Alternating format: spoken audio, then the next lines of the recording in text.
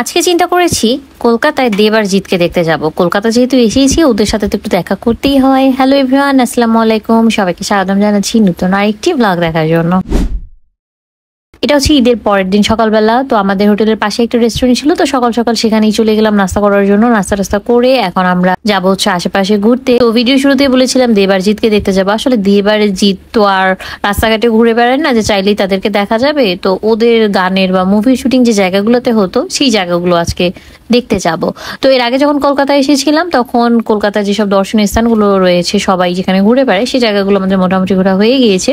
তো কিছু জায়গায় স্কিপ পড়ে গিয়েছে, তো ভাবলাম এবার সেই জায়গায় ঘোরাই যায়। তো এটা হচ্ছে কলকাতার ট্রেডিশনাল রিক্সা। এটা দেখলে আমার আসলে খুবই কষ্ট হয়, একটা মানুষ কিভাবে করে টেনে টেনে নিয়ে যায়, এটা আসলে খুবই কষ্টকর একটা। তো ওরা ওদের ট্রেডিশন ধরে রাখার জন্য এখনো ওই রিক্সাগুলো চলাচল করে আর কি। তো এরপরে আমরা একটা উবার কল করে চলে যাচ্ছি প্রিন্সেপ ঘাটের দিকে। তো প্রিন্সেপ ঘাট এর আগে যাওয়া হয়নি আমাদের, অন্যান্য জায়গাগুলোতে গিয়েছিলাম। আর এই প্রিন্সেপ ঘাটে কিন্তু অনেক মুভির শুটিং, গানের শুটিং এগুলো কিন্তু হয়ে থাকে, ইভেন এখনো হয়। তো এরপর চলে আসলাম প্রিন্সেপ ঘাটে। এটা কিন্তু ওল্ড সিটি থেকে খুব একটা দূরে নয়, কাছেই বলা চলে। তো এখানে এসেই এই জায়গাটা দেখেই আমার একদম যেগুলো দেবের জিতের গানে যে অংশগুলো দেখেছি ওগুলো যেন চোখের মধ্যে ভাসছিল। তো এই জায়গায় কিন্তু অনেক শুটিং করা হয়, আর কলকাতায় বলা চলে মোটামুটি জায়গাটা ভালোই পপুলার। তারপরে ভিক্টোরিয়া এগুলোতে কিন্তু অনেক শুটিং টুটিং করা হয় আর কি।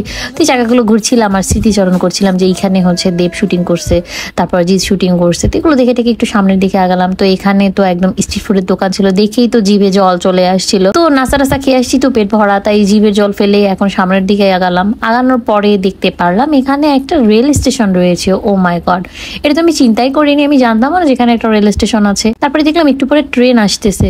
বাহ, ভালোই সোনায় সোহাগা হয়ে গেল। আমি তো কখনো ইন্ডিয়ান ট্রেন দেখিনি, সবসময় তো আমাদের বাংলাদেশি সেই সবুজ ট্রেন দেখে এসেছি। তো ইন্ডিয়ান ট্রেনটা একটু দেখলাম আর কি। ও সরি, ইন্ডিয়ান ট্রেন আমি দেখেছি মুম্বাই যখন গিয়েছিলাম তখন দেখেছি, দেখেছেন, ভুলে গিয়েছি। তো যাই হোক, এরপরে আরেকটু সামনের দিকে আগালাম, আরেকটু সামনের দিকে এগিয়ে দেখলাম গঙ্গা নদী। ওয়াও, আমার তো নদী খুবই ভালো লাগে, সেটা যে নদীই হোক না কেন।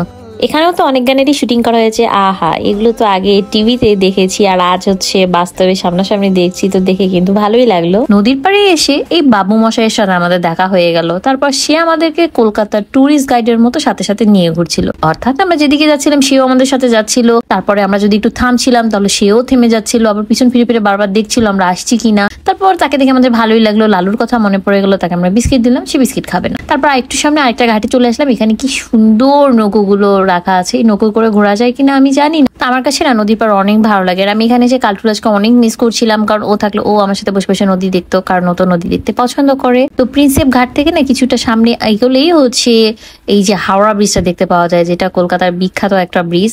তো এই ব্রিজে আমাদের এবারও যাওয়া হয়নি, চেয়েছিলাম যে এবার যাবো। তো এখান থেকে দেখে টেকে তারপরে হচ্ছে আমরা চিন্তা করলাম যে এবার হচ্ছে আমরা রবীন্দ্রনাথের ঠাকুরবাড়ি, যেটা জোড়াসাঁকো ঠাকুরবাড়ি, সেটা দেখতে যাব। কিন্তু কি করব, দুর্ভাগ্যের বিষয় ড্রাইভার আমাদেরকে ভুল জায়গায় নিয়ে রাখার কারণে আমরা বাড়িটা খুঁজে পাচ্ছিলাম না। পরবর্তীতে আমাদের দেরি হয়ে যাচ্ছিল, এই জন্য আমরা হোটেলে ব্যাক করলাম, কারণ আমাদের আবার ফ্লাইট রয়েছে। ওয়েট, এখন অনেকেই বলবে যে তো গতকালকে কলকাতা আসলাম, তাহলে আজকে আবার কোথায় চলে যাচ্ছি, সেটা আপনারা পরবর্তী ব্লগেই জানতে পারবেন। তো এই ছিল আজকের ব্লগ, দেখা হচ্ছে পরবর্তী ব্লগে। আল্লাহ হাফেজ।